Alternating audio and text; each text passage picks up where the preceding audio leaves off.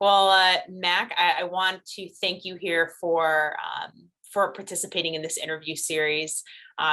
You know, in my journey to really overcoming my own people pleasing tendencies, and I think a large majority, if not this whole audience, can really agree that we struggle perhaps to make ourselves a priority, or to really be even honest with ourselves and understanding our own needs and what we really want, and really kind of jumping into our relationships between us and ourselves, that of course they affect our relationships between ourselves and other people.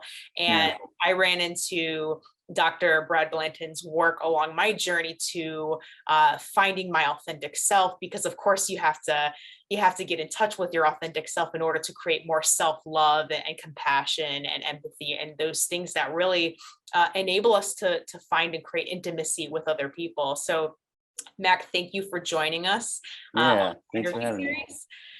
Can you tell us a little bit more about who you are, what you do, and what motivates you to do this work? Yeah. Yeah. Thanks. So my name's Michael Kolb. Some of my friends call me Mac. I put my nickname there in the name bar of my screen. I'm a radical honesty trainer. Have been since 2017.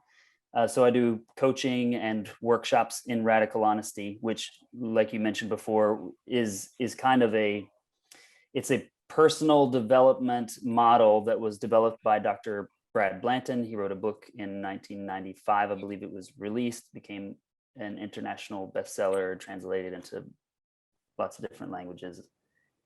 And he based this work off of his psychotherapy practice in Washington, D.C., with lawyers and politicians who, and through his work with them, discovered that the way that we most create stress for ourselves in our lives is by lying, specifically by withholding what is true for us. And kind of, you made allusion to this earlier, what kind of got me into radical honesty was the people pleasing thing specifically. I had been doing a lot of meditation on my own for years and got to a really sort of calm place with myself. But as soon as I came into contact with other people, I noticed all of these like social contract style games coming up within me. And I didn't know how to take the things that I had learned in my meditative practice and then take them into relationship with other people. And so really for me, radical honesty is that thing. It's about becoming more aware of what's going on with you in the moment and then sharing that with other people, bringing yourself into contact with other people rather than just only in contact with all of the stuff that's going on in your mind. Oh my gosh. Oh, I love it. And can you talk to us a little bit about what it means to be radically honest? I know in the book he mentioned it being like abnormally honest. Yeah. I think a lot of people think, and then for your few viewers watching, I think a lot of us may be like, well, I tell the truth, and Uh-huh. I'm honest with people, but this is not what we're talking about here. This is like Right. another level. Yeah, absolutely. No, most people, just about everyone you talk to, will claim to be a pretty honest person. Most of us think of ourselves as honest people. And the kind of honesty that we're talking about with radical honesty is a bit different than just sharing our opinions with other people. Kind of like I mentioned before, it's about really becoming really curious about your own experience and really aware of what's going on with you from moment to moment, both the thoughts that are going on in your mind, also what's happening in your body. Most of us are super out of touch with our bodies, and also becoming aware of like just specifically what's happening in the world around us, which is distinct from the meaning making that we make about all of these, about the things that we see and hear around us, and then sharing that with other people. Once again, bringing ourselves into contact with other people rather than only relating to the thoughts and stories and judgments that we have in our mind. Yeah. So radical honesty isn't just about sharing your opinions, it's about sharing the totality of your experience with other people. Yep. And for the viewers watching here, like this is really like true intimacy, Mm-hmm. right? I think Absolutely. especially for people pleasers, we get caught up in the fantasies and the idealizations that we have for other people and the expectations we have for other people. There's not even room, like you mentioned this phrase earlier, this game playing, that keeps us actually from the connections we're truly craving. Yeah. And we're saying this not to berate yourself or browbeat yourself that you're, and also not all games are bad, but just, begin to notice, one of the games I know I used to play as a people pleaser, and something that I have to be aware of is like, look how hard I've tried. Look at me. And look at me. I've done this for you. I've done that for you. And of course, this is something my caretakers taught me growing up. And then there's this emotional blackmail and expectations, and you actually block intimacy. Yeah. And how in this scenario, I'm really curious from your perspective, Mac, like in this kind of game playing, like how would you approach it from more of like a radical honesty standpoint? Like, let's say if you were with a friend or a partner, there's this like how could you tackle this even if you knew you were playing this game? Yeah, beautiful. Yeah, you just say that. You just say, oh, you know what? I'm using this game in order to manipulate you and to give me what it is that I want out of you. I'm giving to you right now because I want you to give back to me later on. Right?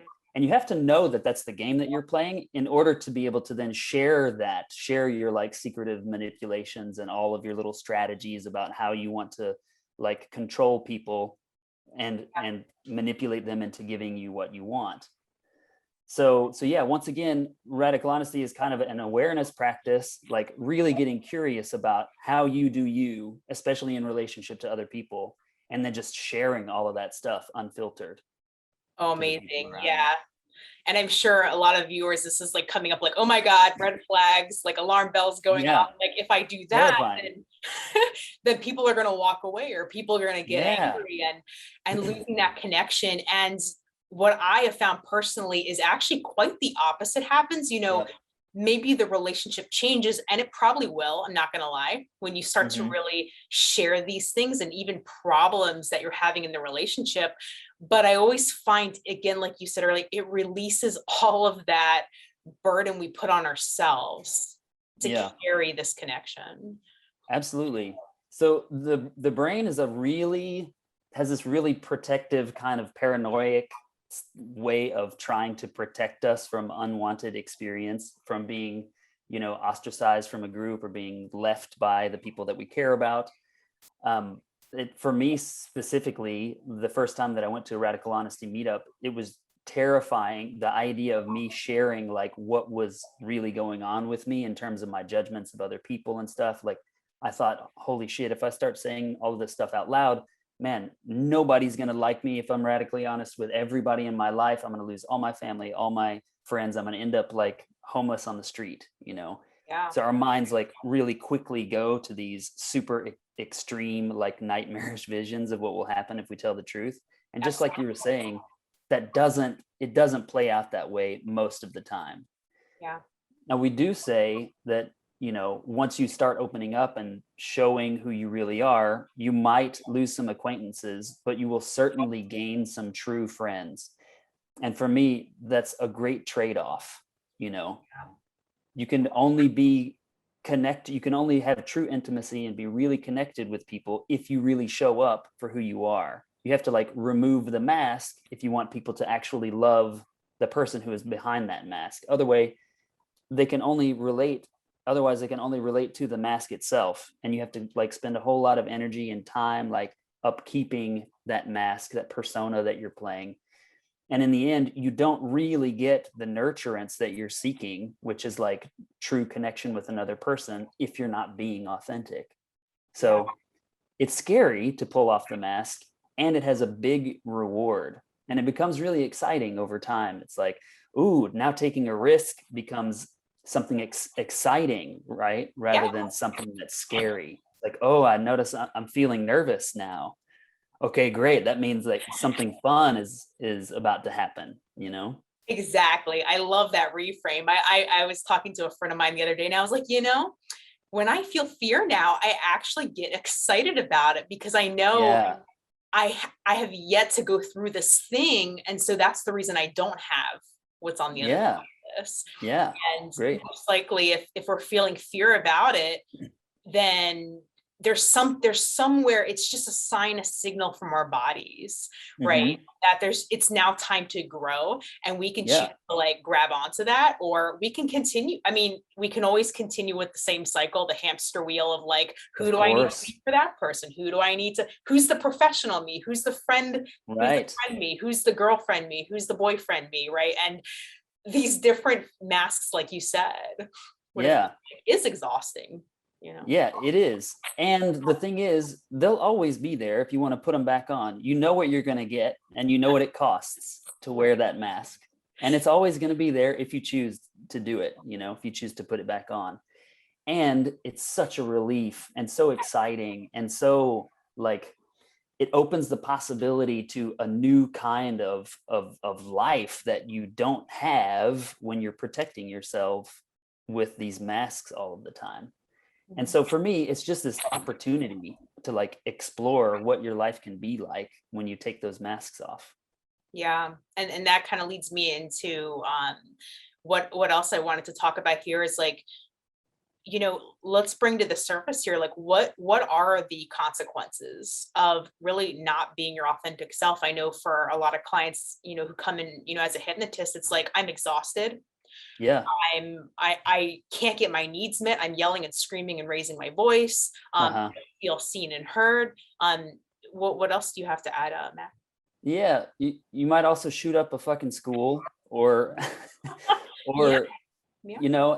like you named it all already. I mean, stress, anxiety, depression, like exploding in rage, Mhm. like alienation from everyone that you care about, Yeah. and Avoidance all, personalities. yeah, absolutely, all the way to totally freaking out and erupting in violence.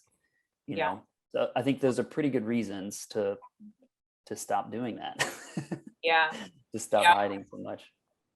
Exactly. Yeah. It's like we internalize everything and stuff it down. Hmm. And while this is a strategy and you can do it, it's what I teach people as a hypnotist is like, it's going to come and knock in, right? Yeah. It's going to start turning into nightmares. It's going to start turning into panic attacks. It's going to start to show up on your skin. It's going to manifest as cancer. It's going to come up Yeah. disease, and some people choose this path, and we're also not here to tell you what's right and wrong, but if you're here, if you're watching this, I would imagine this is resonating with you and you want some freedom for this. So a lot of this audience, and I know Dr. Blanton really touched on like the guilt, shame, anger, and resentment cycle. Hmm.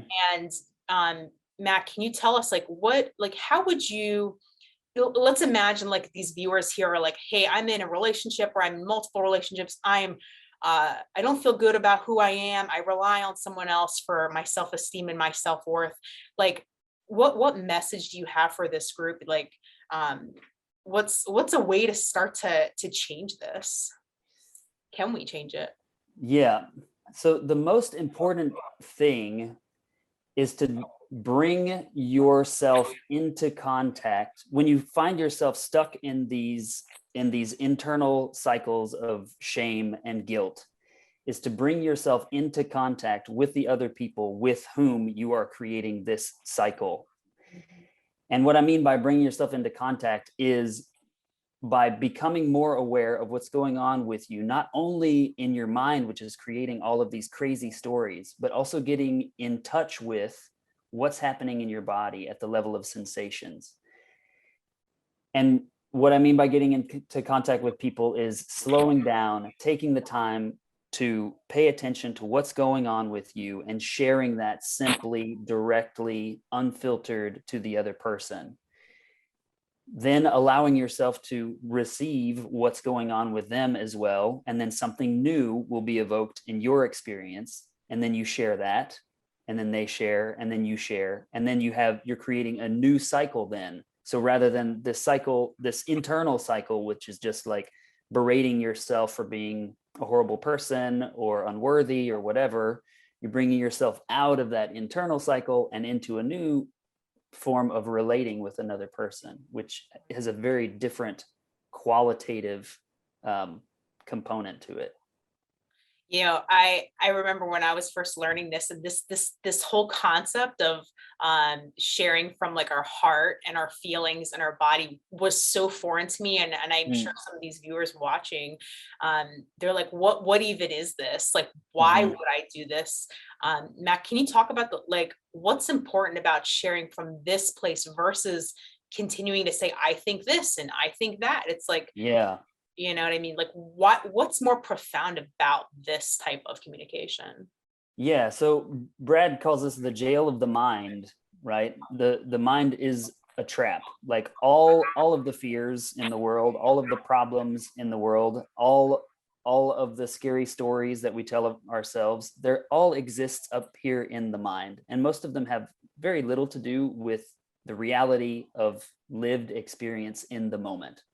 All of these stories and all of these things that I'm like working myself up about, all of this anxiety that I'm creating for myself, exists only up here in thoughts, which then has negative repercussions on what's happening in your body. But if you take your attention away from the mind and just focus on your body, and especially then share that with another person, then you're just doing something very simple, just shifting your attention away from all this horrible shit that's going on in your brain, focusing on what's going on in your body and with the exterior world as well, in this case another person, and sharing that with them. And then you'll start to notice, especially over time, that all of these scary things that are happening in the mind just start to fall away when you focus on the present moment, lived experience of what's happening now, where problems most of the time do not actually exist.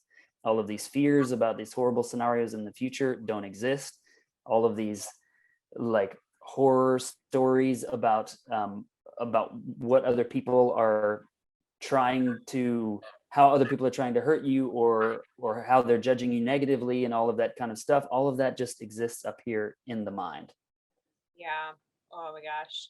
Exactly. Like what I'm hearing you say is like when we're up here and we're thinking and we're like projecting about the future or we're ruminating about the past, we actually lose control of ourselves and what's happening in the moments. Yeah. Disconnected from ourselves and what's happening in the moment, instead of and instead we're projecting who we think this person is, or who this group is, or just our projections on the world are driving our behaviors now versus actually what's coming up. And a great metaphor I like to think about is like our bodies become, and they are like a superconductor for emotions. Like emotions move in, and then they move out, and then they move in, and then they move out. And you may have the same emotion move in all the time, but eventually they move out, and sometimes they get stuffed down in the body. Yeah. Right. Yeah. For those who are struggling with like anxiety specifically, and what I hear is phrases like social anxieties. You know, what might the Radical Honesty team recommend, or like what's actually happening here when there's like a threat that this connection might be lost? Yeah. So, well, in the simplest kind of terms, anxiety is when anxiety happens in us, generally when we're spending too much time thinking about future possibilities that are scary to us. So once again, that is taking our attention away from our lived experience of here and now in the moment, and just living up here in the mind, projecting into the future something bad that might happen. And so that process is good and natural for us. Like we sort of evolved with that process in us because it's helpful for our survival. However, in our modern day world, sometimes that mechanism goes a little bit awry. And so we spend far too much time ruminating on these ideas. And once again, the very simple way to bring ourselves out of those ruminating, anxious thoughts is to just bring ourselves into contact with somebody else. Oh, I notice that my heart's beating really fast, and I have chills on my arms here, and I have tension in my jaw. and I'm scaring myself. I notice thoughts in my mind. I'm scaring myself that you're going to leave me, that I'm not good enough. And you can just share that with that person, ask them, how do you feel? Or what do you think now that I'm telling you this? What is your response? And then they'll say something, and then you'll notice, oh, okay, maybe there's some relief because I liked what they said, or maybe there's even more tension now because I don't like what they said. And then you just share that with that person. And either way, whether you like or dislike the response from the other person, at least now you're relating to something in reality, right? Rather than just some story that's going on in your mind. And so there's a whole lot of power in that. Even if you don't like the result so much, at least now you're dealing with something real. And then you can make actions in the world based on what's happening in reality rather than just what's happening in your scared mind. Yeah, there's so much power in truth, and I think people really start seeking truth when they've had enough of their own BS. I think I saw this quote on Facebook not too long ago, and it said, "Never did I not see a powerful life transformation happen when until someone finally got tired of their own BS." Yeah, You yeah, absolutely.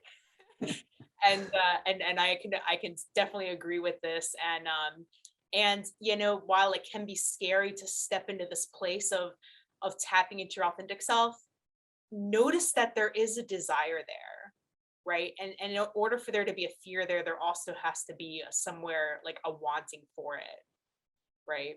Yeah, absolutely. And for those of you watching, what's the better path here? Hmm. Right, because you can always continue hiding yourself. And there was a quote that I wrote down that I really liked. Um, there was a lot of quotes from the Radical Honesty book, and if you haven't checked it out, like go get it today. There's a reason why it was such a bestseller, and I have highlighted almost half that book. And um, yeah, I mean, in the notes that I have, what Dr. Blanton was talking about is being able to be the noticer, Hmm. being the observer of yourself versus attaching your identity to your emotions or your behaviors or Hmm. your feelings or your habits or even your nervous system, right? It's like you are not these things. Right. Yeah. And you have a body, you have a brain, and you have thoughts, Uh-huh. but you're the observer, you're the experiencer, and it allows us to kind of detach and look at how we're behaving and from a more detached place, right? Yeah, absolutely. I think most of our common neuroses come simply from an over identification with the mind. And we've lost touch with, like you said, the present, being aware from the observer perspective of our present moment experience. It's just that simple. And it's very hard to do when we spent decades like training ourselves to only live up here in the thought stream. Yeah. And going back to what you were saying earlier, Mac, this is not about beating yourself up, Hmm. right? And that's where like a lot of my clients go right there is like, oh, what's wrong with me? Where did this Yeah. come from? And just really unresourceful questions. Yeah. Yeah, totally. Yeah, looking for the why, I think is most of the time unproductive. Hmm. Yeah. I You mean, just say, well, yep, that's what's happening. Yep, that's what's happening right now. And the more that you are able to become aware of what's happening in your own experience, the more like things will tend to sort of change just on their own without you having to like try too much to do anything or try to force yourself to like heal or grow or be better. Just becoming aware of what's going on with you tends to lead to things just kind of getting better of their own accord. And it's a beautiful process. oh, I really want to like, you just said so many golden nuggets there. And I really want to highlight this before we wrap up here. I know we could talk all day long about about this, but just to honor everybody's time here, your time, my time, and the viewers, um, that this is something that you get to start to like honor yourself. And it's not about controlling others, right? It's Hmm. not about pushing harder. Let me repeat myself for the 17th time. Let me raise my voice. Let me jump in front of their face, when you're trying to get your needs met and everything. And that's typically the strategy. Right? Let me push harder. What's a different technique, right? Let me Yeah. technique. What hey friend, what do you think I should do? Like going to your friends, and if they haven't grown past that, then you're just going to get the same strategies. And what it really comes down to, and what I'm hearing is like, when you lean in to your feelings, this will begin to just auto correct. Yeah, absolutely. Yeah, I like the way that you put that. That's perfect. Yeah, like one of my favorite quotes here, I don't know if you know like Leo Gura, but he's a YouTuber I followed for a while. And one of my favorite quotes, he said awareness alone is curative. Yeah. And whether you get there through meditating, you get there through, joining one of your workshops or your boot camps over there at Radical Honesty, which I would highly recommend. If you're watching this, you're here for a reason. Whether you're doing hypnosis or you're doing any kind of energy work, just abandoning this whole track of like trying to get people to do stuff, Yeah. and starting to just lean in with like, what needs to happen here so I can feel safe, so I can Hmm. feel seen, validated, and how can I do that for myself first, and then seeing if it's available to you for the Yeah. next person, right?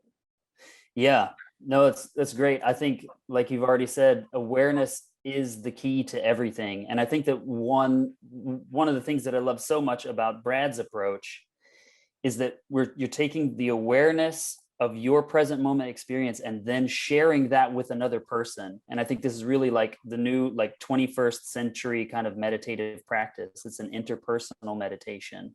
There's something really powerful and beautiful that happens when we share what's going on with us with someone else. We tend to have a more heightened experience then, which is why we avoid saying what's going on with us in the first place. Because just speaking the truth about what's happening with us in the moment creates like a more heightened experience of the thing that you're typically trying to avoid. We're Yeah. just wired that way socially. And unfortunately, we instead of really leaning into that and like getting all of the fruits and the nurturance of being in contact with other people and sharing our experience, we tend to hide quite a bit in order to protect ourselves from too much fear or anger or sadness or even love, connection, intimacy. Those things are just as scary as anger oftentimes. um so yeah. Yeah, and it's also important to recognize, like, we're, um, at least Americans, we're really a shame and guilt based culture. Yeah. It's all about sacrificing yourself and the good of this or that and someone else. And so a lot of us, if not all of us, are taught from an early age that, you got to give up part of yourself, or you're Yeah. not enough in some way. Like, you're not nice enough, you're not pretty enough, fun enough, interesting enough. And and that's okay. Just notice that if some of this resonates, that it's there, and you don't have to go back in time to try and find out where. This work that Mac does with his team, and the type of work that I do as a hypnotist, is all about change in real time. Like real time changes, when you start to actually do the things. Now you're rewiring your body, you're rewiring your nervous system to new experiences. And I don't know what's more exciting than that at this point, especially if it is scary, if you are just starting this journey. um what's your options, right? Where Right. you are, or No, that's great. Yeah, you can't go back in time, and you can always heal the past in the present moment. That opportunity is always available to yeah, us. yeah. So yeah, I love that you bring that up. And none of us can mind read, so just another thing to remember. And a lot of recovering people pleasers often think, well, we know what everyone else is thinking about us, and that's where a lot of this work really comes from. Is like, really honestly, do you really know Yeah. what this person's thinking about you right now? Really? Yeah. Yeah. And the answer is going to most likely be no. Right. Right, when we're really honest with ourselves. So Hmm. and we get to start to break these support beams of this negative self-image that we have, or these negative thoughts, or the self-criticism.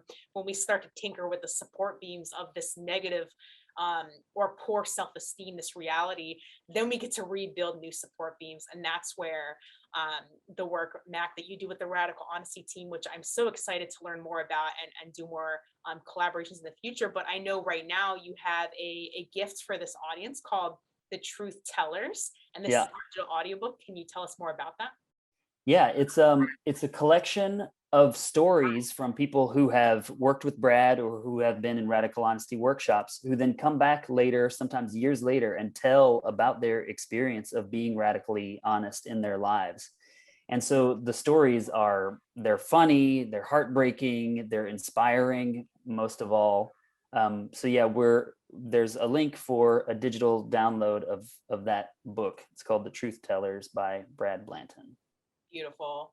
Love it. And what we're going to do is, there's a link below this video. So if this resonates with you, and if you feel like for lack of a better phrase, you deal with a lot of BS from other people, right?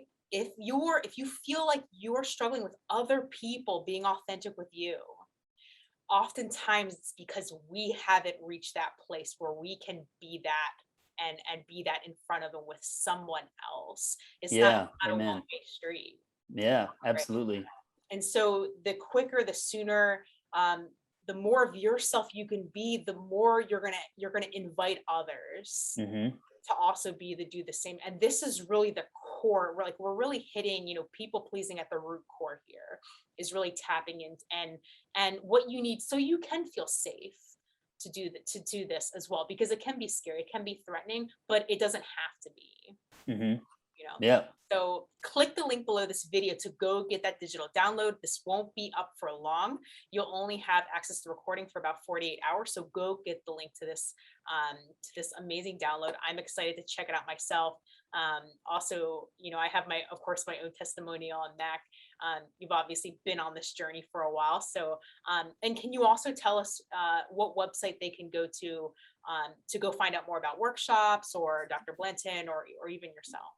Yeah. So radicalhonesty.com. And you can sign up for our newsletter or join any of our social to keep updated on our in-person and online offerings. We run a few courses online, and we're doing workshops all over Europe and the United States.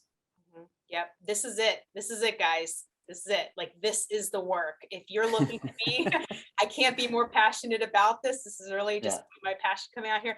If you want more authentic connections, you're struggling with self-love, right? Maybe you feel like your identity is attached to everyone around you, and you can't be yourself, and you have to keep up this facade, this mask, and you're ready to let all that go. Tune in, check out Mac's resources, check out the link below.